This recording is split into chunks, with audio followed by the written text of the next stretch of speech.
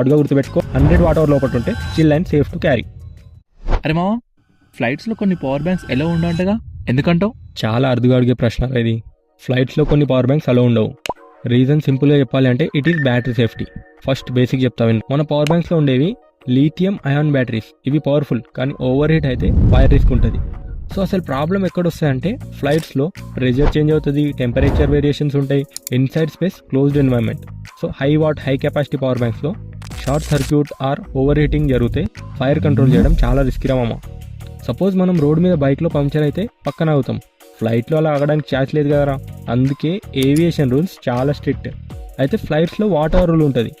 What hour rule అంటే ఏంటో తెలుసుకుందాం. ఎయిర్లైన్స్ కెపాసిటీని వాట్ అవర్లో క్యాలిక్యులేట్ చేస్తాయి. సింపుల్ రూల్, 100 వాట్ అవర్ లోపల ఉంటే generally allowed, 100 to 160 watt hour లోపల ఉంటే ఎయిర్లైన్ పర్మిషన్ తీసుకోవాలి, 160 వాట్ అవర్ పైన ఉంటే directly ban. Most normal power banks 10,000 20,000 mAh ఉంటాయి. ఇవి యూజువల్లీ 100 వాట్ అవర్ లోపలనే ఉంటాయి.